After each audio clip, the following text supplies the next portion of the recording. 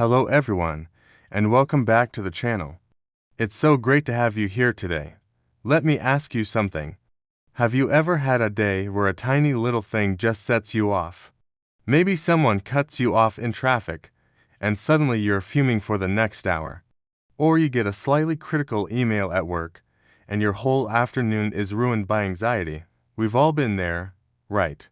It feels like our emotions have a mind of their own, like we're just passengers on a roller coaster we didn't sign up for. But what if I told you there's a way to get back in the driver's seat? What if you could learn to notice these emotional waves as they start to build, and instead of getting swept away, you could choose how to respond? That's exactly what we're going to talk about today, using the incredible power of mindfulness to recognize and manage our emotional reactions. This isn't about suppressing your feelings or pretending you don't have them. It's about building a healthier, more peaceful relationship with them. Stick with me, because by the end of this video, you'll have practical tools you can start using immediately. So, what is this mindfulness thing, really? It sounds a bit mystical, but it's actually super simple. Mindfulness is the practice of paying attention to the present moment, on purpose, without judgment. It's about bringing a gentle, curious awareness to whatever is happening right now, whether it's the taste of your morning coffee, the sound of birds outside your window, or even the feeling of anger bubbling up inside you. Think of it like this. Normally, when a strong emotion hits, we're completely tangled up in it. We asterisk the anger. We asterisk the sadness.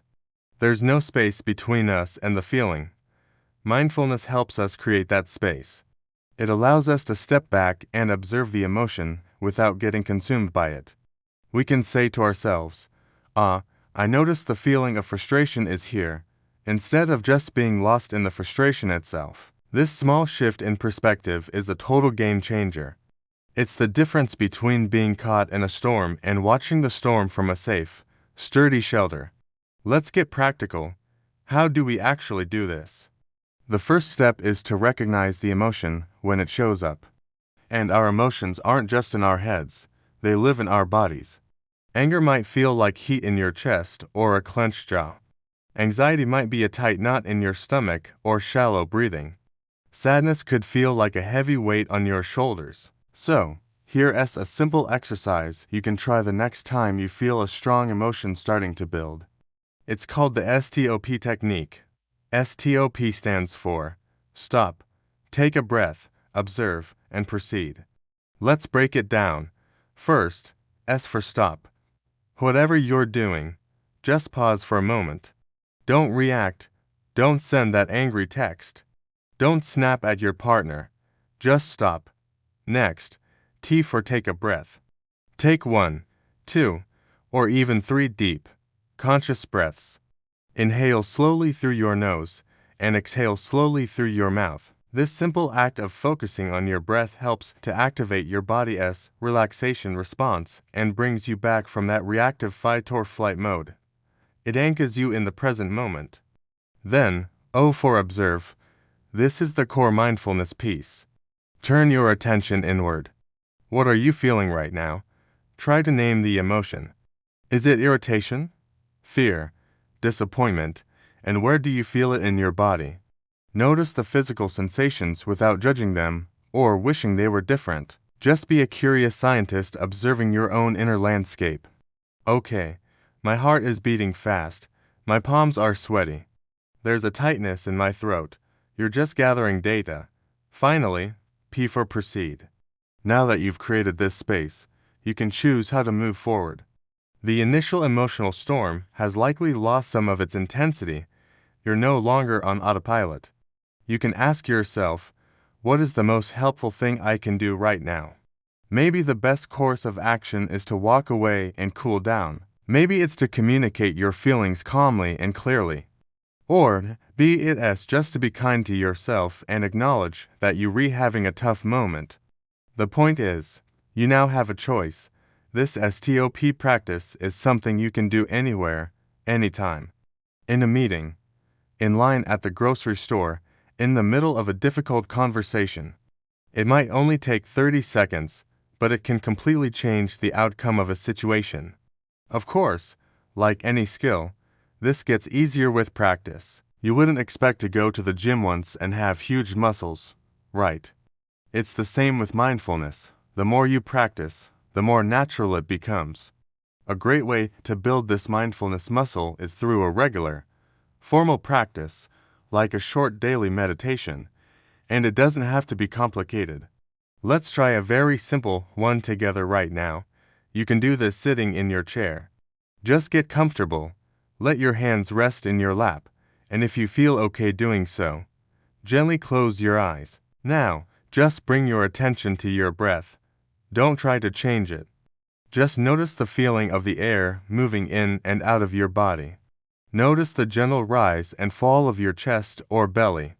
Your mind will wander. That's what minds do.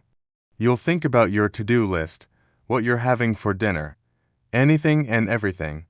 When you notice your mind has wandered, just gently and kindly guide your attention back to your breath. Over and over again, each time you bring it back, you're doing a little rep for your mindfulness muscle. Let's just sit with this for a moment, noticing the breath. And when the mind wanders, gently bringing it back. Okay, now you can slowly open your eyes. How do you feel? Maybe a little calmer, a little more centered. Even just 1 minute of this can make a difference. Imagine doing this for 5 or 10 minutes every day. You'd be training your brain to be more aware and less reactive, not just during meditation, but throughout your entire day. This practice fundamentally changes your relationship with your emotions. You start to see that emotions are like weather patterns. They come, they stay for a while, and then they go. They are not you, and they are not permanent. You don't have to fight them or run from them. You can learn to sit with them, acknowledge their presence, and let them pass through without causing unnecessary destruction. This gives you an incredible sense of inner freedom and resilience. Instead of being thrown around by life's ups and downs, you develop a stable inner core. You can navigate challenges with more grace and wisdom. Your relationships improve because you're less likely to say or do things you regret later. You're communicating from a place of clarity instead of raw, unprocessed emotion. So, my challenge to you this week is this. First, try the STOP technique just once. The next time you feel a surge of frustration or anxiety, give it a go. Just stop, take a breath, observe, and then proceed. See what happens. And second, if you're feeling up for it, try the 1-minute breathing meditation we just did every day for a week. See how it feels to start building that mindfulness muscle. Remember, this is a journey, not a destination. There will still be days when your emotions get the best of you, and that's perfectly okay. The goal isn't perfection, it's progress. It's about being a little more aware, a little kinder to yourself, and a little more in control of your inner world today than you were yesterday. Thank you so much for spending this time with me. I truly hope this was helpful. If you found value in this video, please give it a thumbs up and consider subscribing to the channel for more content on living a more mindful and intentional life. I'd also love to hear from you in the comments. Have you ever tried mindfulness? What are your biggest challenges when it comes to managing emotions? Let's continue the conversation down below. Take care, and I'll see you in the next video.